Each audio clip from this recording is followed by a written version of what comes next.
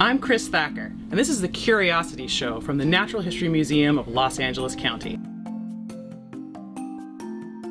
Today, we're visiting entomology. Entomology is a study of insects, so that's all of the bees and bugs and butterflies and flies that you see all around you every day. There are more than 1 million described species of insects on Earth, and probably several million more yet to be described. Insects live on land, they have 6 legs, and many of them have wings. Our entomology expert is Dr. Brian Brown. He's an expert on flies, and Brian has traveled all around North, Central, and South America, exploring, discovering, and describing new species of flies. But some of Brian's most interesting discoveries have been made right here in Los Angeles. Brian's part of our Urban Nature Research Center, and we're going to talk with Brian today to learn about the things that he's discovered about flies around the world and about flies right here in LA. Hey Brian, great to see you. You too, Chris.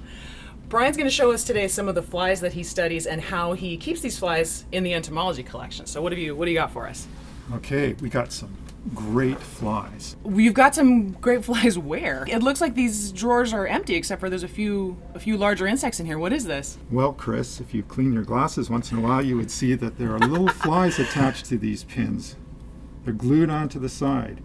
Pins also have labels on them. So these aren't house flies. These aren't big horse flies. Each one of these little tiny flies is a fly that you study. What kind of fly is it? They're called phorid flies. Sometimes we call them ant decapitating flies because of their strange life histories. Okay. What do they do? Well, some of these flies lay their eggs inside the heads of ants, so they can dart down and puncture the ant's body. That's why we have some ants on these pins too. Oh. So they'll go somewhere like behind the ant's head, puncture the body, inject an egg inside there. Basically, they lay their egg inside the ant's head. The egg hatches, and the larva of the fly starts feeding in the ant's head. Okay. And eventually, the ant's head starts getting kind of loose and wobbles around. Sometimes it falls off before the rest of the ant stops walking around. So that's why we call them ant decapitating flies. I mean, what else do these flies do? Do they prey on other things? Some of them are parasites of bees or other insects, but luckily they're nice and tiny, so they don't go after people. If they're the size of seagulls, then we'd all be afraid to go outside. Ah! Okay. Well, thanks, Brian. I'm not going to sleep tonight, but thanks for letting us know that. These are found in Los Angeles as well, right? They're all around the world? They're found everywhere, from tree line in the north all the way to tropical rainforests. In the natural areas around the city, we still have these ant decapitating flies, and they're poor hosts.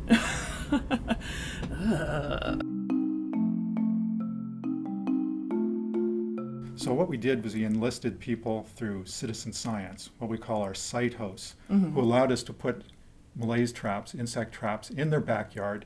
And we did this in a swath from the museum up to the Verdugo Mountains. What's happening now? Now we're doing from the ocean to the desert, so Santa Monica out to Riverside, so we can look at the different types of variables than we did in the first year's sampling. And you've found some pretty incredible stuff already, right? We found some incredible things, Yeah. indeed. Things only known from Africa before, only known from Australia, species that are incredibly rare in collections, doing just fine here in Los Angeles. In the middle of this big city. Right. Wow. And did you find any new species? We found so far 30 new species.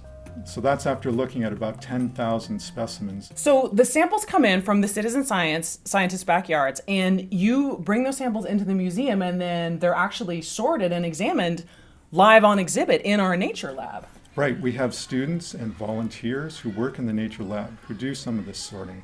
And that's another level of citizen science, really, getting the public involved with what we're doing here. And of course, it's on display for everybody to see, so people can see new discoveries being made every day. That's fantastic. Let's go see if we can take a look. So here we are. This is our nature lab, and right behind me, Brian, this is our table. This is where the students and volunteers are sorting through the samples.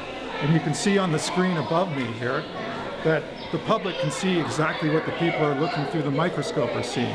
So they can see the insects, all the variety that's there, and they can see what they're pulling out, which the students can also explain to the public. So you can watch our biodiversity here in Los Angeles being discovered in real time. Thanks, Brian. Thanks so much for talking to us today. You're welcome.